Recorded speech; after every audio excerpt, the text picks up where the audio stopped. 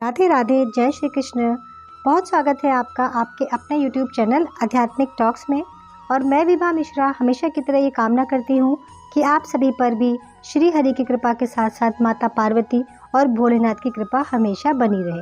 दोस्तों, आज हम इस वीडियो में बात करेंगे कि हरतालिका तीज जो भी बहनें मेरी हैं जो पहली बार उठाना चाहती हैं वो किस प्रकार से व्रत को उठाएं, व्रत कहाँ से उठाना चाहिए, मायके से या ससुराल से, कौन कौन से नियमों का हमें उसमें पालन करना चाहिए। तो ये सारी जानकारी मैं आपको इस वीडियो में देने वाली हूँ। यदि आप चैनल पर मेरे पहली बार आए हैं तो प्लीज़ चैनल को आप सब्सक्राइब कर दीजिएगा। मेरी जानकारी आपको पसंद आए तो आप एक लाइक ज़रूर कीजिएगा।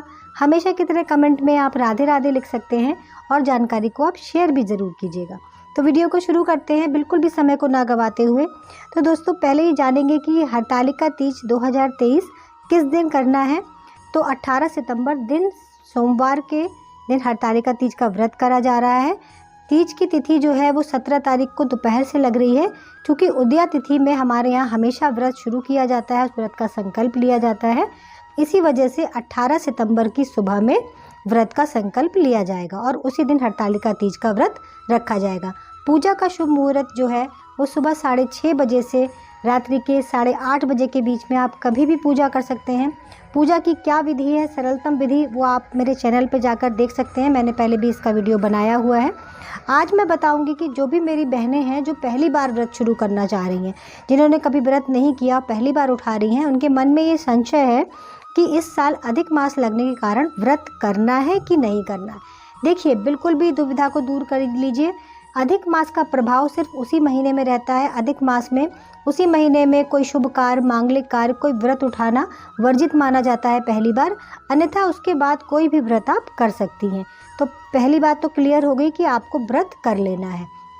अब दूसरी चीज़ की, जो तीज का व्रत होता है या सुहाग का कोई भी व्रत होता है वो हमें कहाँ से शुरू करना हमारे लिए शुभ होता है, बेहद फलदायी होता है।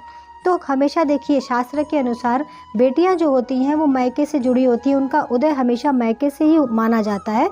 तो आप अगर अपना व्रत मायके से शुरू करते हैं, अपने पीहर से शुरू करते हैं, तो ये बहुत ज़्यादा शुभ होता है, फलकारी माना जाता है। तो आप अपने ससुराल में हैं तो अगर वहाँ नहीं जा सकते, हो सके तो वहाँ जाके व्रत को उठाएं। अगर नहीं जा सकती तो वहाँ से आपके घर से कोई भी जो है सुहाग की साड़ी, सामान, फल, मिठाई, ये सब चीज़ें, श्रृंगार का सामान ला दे तो आप, और कुछ ससुराल से मिला लिया जाता है। तो इस प्रकार से अपना व्रत आप कर सकती हैं। अब यदि अगर आप बाहर रहती हैं, तो अगर अपने पति के साथ रहती हैं, कहीं विदेश में रहती हैं, तो आप किस प्रकार से व्रत कर सकती हैं। देखिए, आजकल तो पेटीएम के माध्यम से, किसी भी माध्यम से अगर पैसा आपके पीहर से चला जाता है तो उसी पैसे से आप साड़ी खरीदें, श्रृंगार का सामान खरीदें, फल मिठाई खरीदें, तो उससे आप व्रत कर लें तो वो भी बहुत ज़्यादा उत्तम होता है। तो इस तरीके से आप व्रत उठा सकती हैं। अब व्रत आपको करना कैसे है। जो भी पहली बार महिलाएं व्रत करती हैं उनके मन में ये बात है कि क्या हम नई साड़ी पहनकर ही व्रत शुरू करें। देखिए, अगर आपके पास क्षमता है, सक्षम है आप, तो आप, साल का पहला त्यौहार आपका है, सुहाग का पहला त्यौहार है, साल में एक बार आने वाला है, तो आप नई साड़ी खरीद के कोरी साड़ी बनवा लीजिए और आप उससे ही व्रत करिए। यदि आप ऐसा नहीं कर पा रही हैं किसी कारणवश, तो आपका जो शादी का जोड़ा है या शादी की जो आपकी साड़ी है और शादी की चुन्नी है, उसको ओढ़ कर, पहन कर भी आप अपना व्रत कर सकती हैं। बस शर्त यह है कि वो गंदा नहीं होना चाहिए और जो है जूठा नहीं होना चाहिए, कटा फटा कहीं से नहीं होना चाहिए।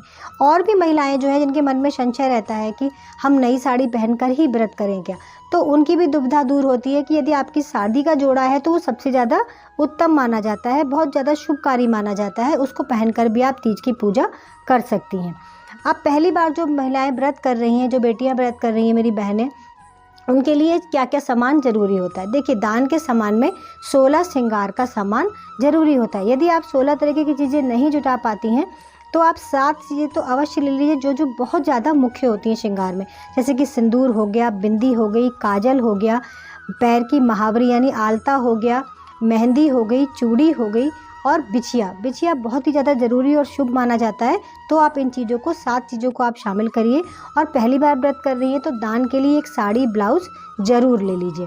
और अगर साड़ी ब्लाउज़ नहीं ले सकती हैं आप, तो आप ब्लाउज़ का पीस भी है लाल या पीले रंग का, अपने सामान में रख सकती हैं। पूजन आपको कैसे करना है आप मेरी वीडियो में जाकर भी देख सकती हैं, सुन सकती हैं आप। पहले मैंने इसका वीडियो डाला हुआ है पूजा विधि का। यदि नहीं तो मिट्टी से गौरी, शंकर और गणेश जी बनाए जाते हैं और उनका पूजन किया जाता है।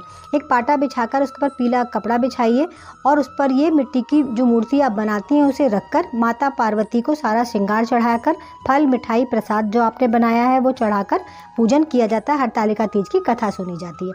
यदि आपके पास मिट्टी नहीं है, अगर आप फ्लैट में रहती हैं, बाहर रहती हैं, आपके पास सुविधा नहीं है, तो आप किसी भी चित्र से जिसमें माता पार्वती, भोलेनाथ और गणेश जी साथ में हो, शिव परिवार, तो उसका आप पूजन कर सकती हैं। व्रत का पारण आप अगले दिन करेंगी और श्रृंगार का सामान और फल, मिठाई, प्रसाद को अपने से 2 गुनी उम्र की महिला को दान करना चाहिए और उससे अखंड सौभाग्य के लिए आशीर्वाद लेना चाहिए। तो ऐसा करना बेहद फलदायी होता है। तो इस प्रकार आप पहली बार व्रत करें तो इन नियमों का पालन जरूर करें और अपने व्रत को जो है आप अपने शुभ बनाइए। सभी को हरतालिका तीज की बहुत बहुत शुभकामनाएं। धन्यवाद।